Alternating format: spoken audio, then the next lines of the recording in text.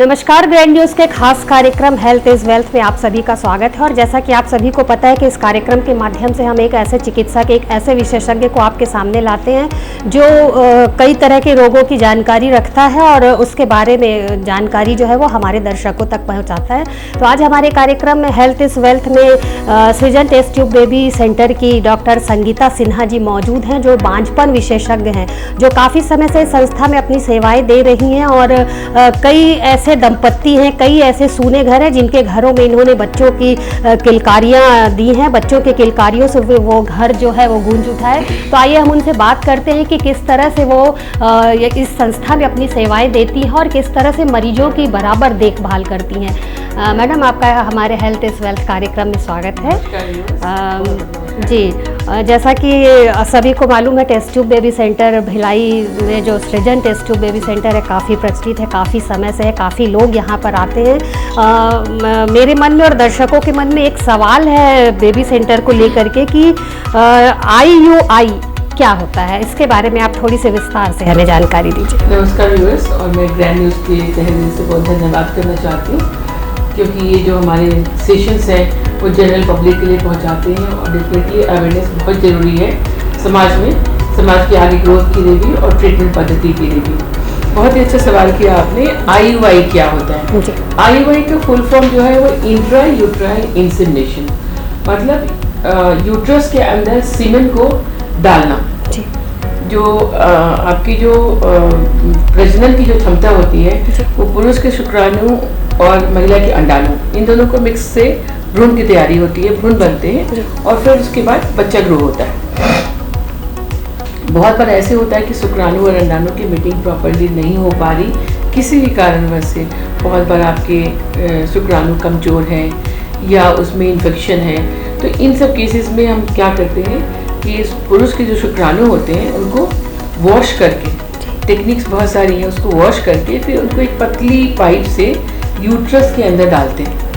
उसको हम लोग बोलते हैं इंट्रा यूट्राइन इंसेमिनेशन। यूट्रस के अंदर शुक्राणु को छान के वॉश करके, जो खराब शुक्राणु हैं, जो नॉन मोटाइल शुक्राणु हैं, जो मॉर्फोलॉजिकली पुअर शुक्राणु हैं, जो उनके साथ इम्प्योरिटीज़ है, उसको हटा के और फिर उसको यूट्रस के अंदर डालने से उसमें फर्टिलाइजेशन के चांसेस बढ़ जाते हैं। जी, काफ़ी अच्छी जानकारी आपने हमें दी है। IUI का फुल फॉर्म बताया जो दर्शक समझ सकेंगे। और मैं ये जानना चाहती हूँ कि IUI किन मरीजों में कारगर होता है?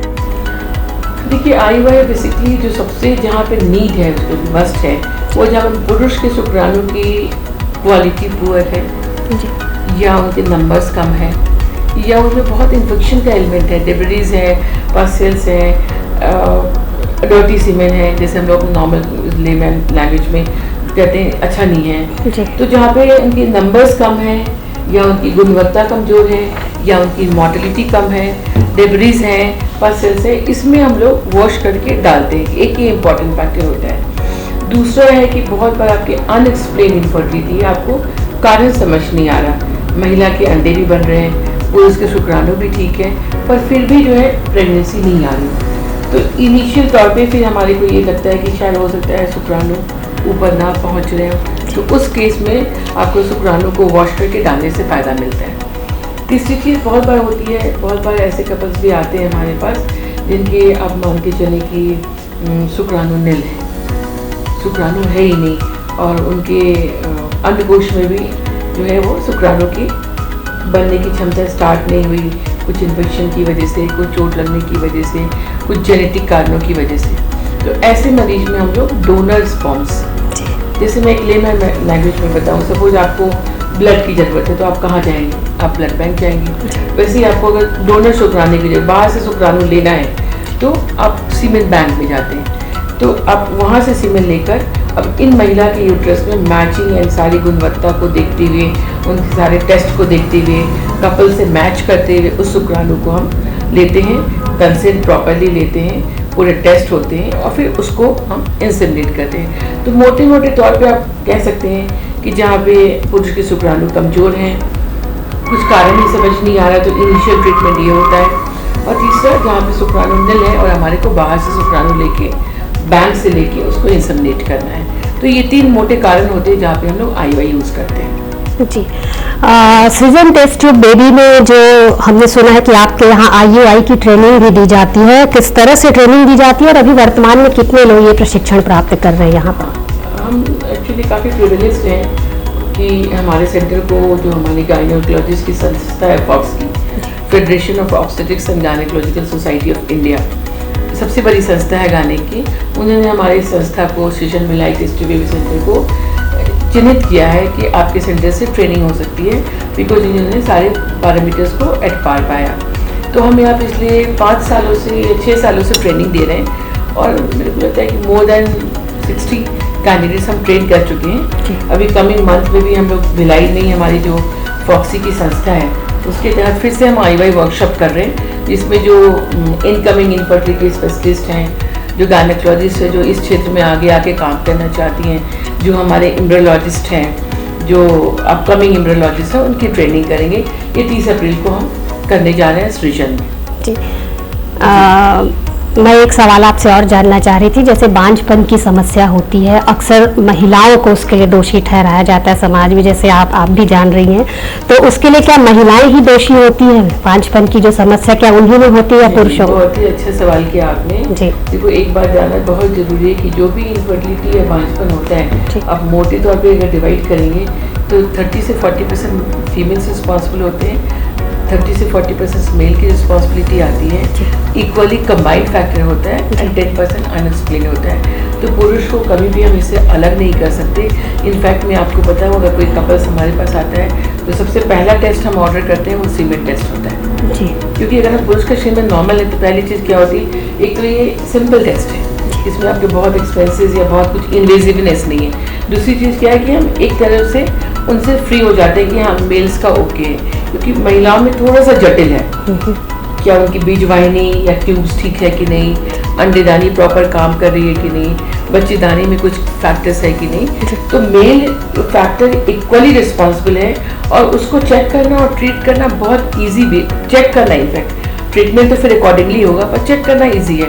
तो हम हमेशा कोशिश करते हैं कि सबसे पहले सीमेन टेस्ट करें। और ये मैसेज आपको आप इस ग्रैंड न्यूज़ के माध्यम से मैं ये देना चाहूँगी, कभी भी कोई कपल्स कहीं भी ट्रीटमेंट के लिए जाते हैं कि बच्चा नहीं हो रहा, तो मैं उनको रिक्वेस्ट करती हूँ कि कपल्स दोनों, हस्बैंड वाइफ दोनों आए, ना कि महिला अपने पड़ोसी के साथ या अपनी सास के साथ आ रही है, क्योंकि एक तो दो बच्चा मतलब दोनों की रिस्पॉन्सिबिलिटी, तो ये डे 1 से स्टार्ट होता है। तो और दोनों के टेस्ट भी जरूरी हैं। इस वजह से मैं हमेशा बोलती हूँ कि कपल्स आए, हमेशा हस्बैंड वाइफ दोनों आए इस ट्रीटमेंट के लिए। मैडम, सृजन टेस्ट ट्यूब बेबी जो है काफ़ी चर्चित है, काफ़ी भिलाई में टेस्ट ट्यूब बेबी जो है सृजन उसका नाम है। आपके यहाँ जैसे कपल आते हैं, किस तरह की सलाह देती जाए, जैसे वो कंसीव करना बच्चा लेना चाह रहे हैं, तो उसे किस तरह की आप सलाह देती है, कितने दिन वो ट्रीटमेंट चलता है और आप कितने दिन अपने हॉस्पिटल में रह के किस तरह के प्रिकॉशन उनको बताती हैं? बहुत ही अच्छा सवाल पूछा है हमारे पास। देखो, मैं एक चीज़ तो बहुत ही क्लियर कर दूँ, हम लोग जो ये ट्रीटमेंट देते हैं जी, एक्चुअली प्रेगनेंसी जो ऐसी चीज़ें हैं जो कि घर से होके आनी चाहिए नॉर्मली। डेफिनेटली कहीं पे कोई प्रॉब्लम्स है और विज्ञान इतना एडवांस हो गया है कि हम लोग उसको एट पार करने की कोशिश कर रहे हैं, पर हम नेचर को कभी डिफेंड नहीं कर सकते। हम जो कॉल भगवान बोले, अल्लाह बोले, जो भी बोले, हम बिल्कुल नहीं बन सकते। वी आर डॉक्टर्स, और जितना रिसर्च प्रोसेस आगे बढ़ता है उतने परसेंटेज के हम चांसेस दे सकते हैं। तो मेरे को ये बहुत ही अच्छा प्लेटफॉर्म ये बताने के लिए मिला है। देखिए, कभी भी आप जब यहाँ इनफर्टिलिटी या बच्चों के ट्रीटमेंट के लिए आते हैं तो डॉक्टर आपको एक बता सकता है कि आपके में क्या फॉल्ट है और अब कहाँ तक इसमें हम सक्सेसफुल हो सकते हैं, जो कि कभी भी 100% नहीं होता है, बिकॉज हम नेचर को कभी डिफेंड नहीं कर सकते। अब हम इस क्यों पहले से बेहतर होते जा रहे हैं इन मेडिकल फील्ड, क्यों? क्योंकि हमारे रिसर्च आगे बढ़ रहे हैं, तो हमने इसकी कमी पूरी कर ली, इसकी कमी पूरी कर ली, इसकी कमी पूरी कर ली, इसलिए चांसेस बढ़ते गए। IVF में भी और भी डेवलपमेंट्स आ गई, Day 5 ट्रांसफ़र आ गया, फ्रीज ट्रांसफ़र आ गया, और भी बहुत सारी चीज़ें आ गई, लेकिन फिर भी इट इज़ नेवर 100%, चाहे जो भी हो जी।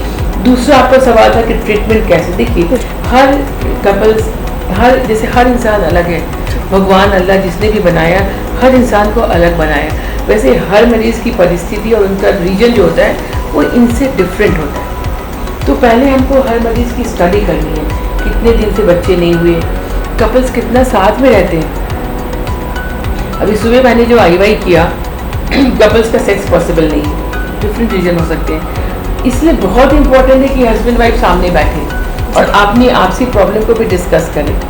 तो हर मरीज को इंडिविजुअलाइज करना है। आप इमेजिन नहीं करेंगे, ये IVF सेंटर लोग कहते हैं, पर हमारे पास जो 100 मरीज आते हैं उसमें से 30 मरीज को ही IVF की ज़रूरत होती है, बाकी 70 मरीज जो हैं 10 से 20% तो काउंसलिंग से ठीक हो जाते हैं, उनको पता ही नहीं कब साथ में रहना है। उसके बाद छोटी ट्रीटमेंट है, IUI है, इंडक्शन से भी, बहुत सारी चीज़ों से।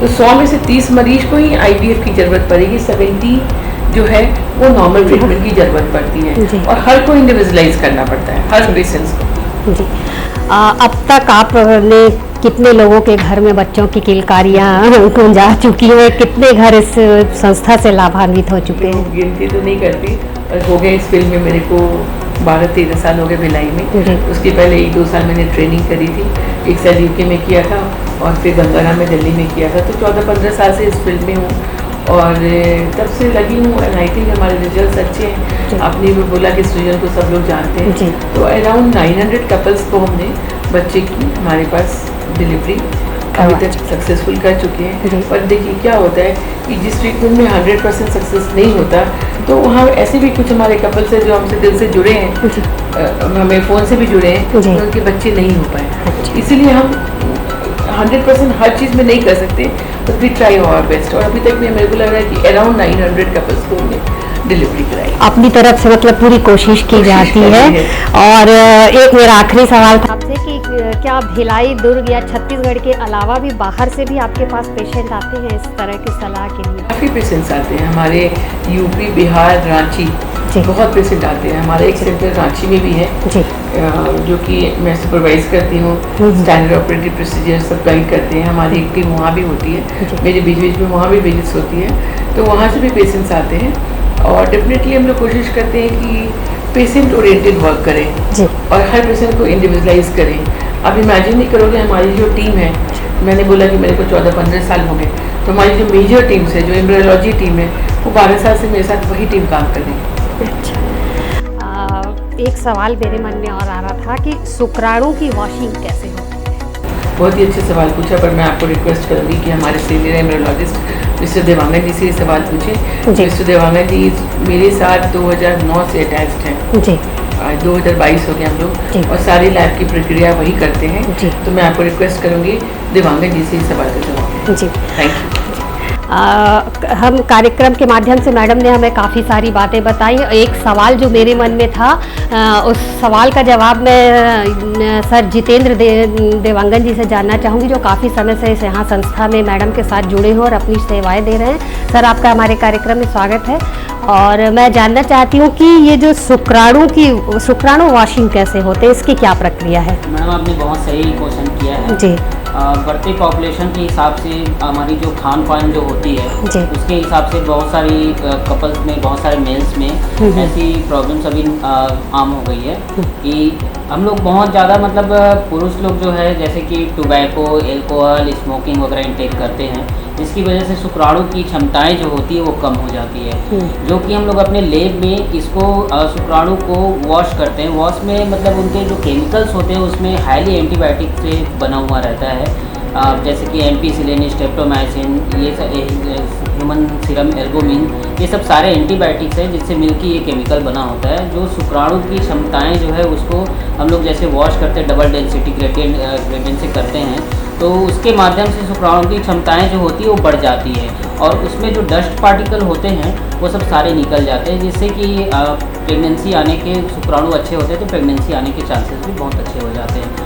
कहना चाहिए कि 90% कपल्स में ये पद्धति जो है वो कारगर है, क्योंकि अब जिस हिसाब से उन लोग हमारे पास आते हैं उस हिसाब से उनकी रिपोर्ट्स नहीं होती है, और जब हम लोग ये सब टेक्निक्स करते हैं तो उनकी जो प्रेगनेंसी की क्षमताएँ हैं वो बढ़ जाती है।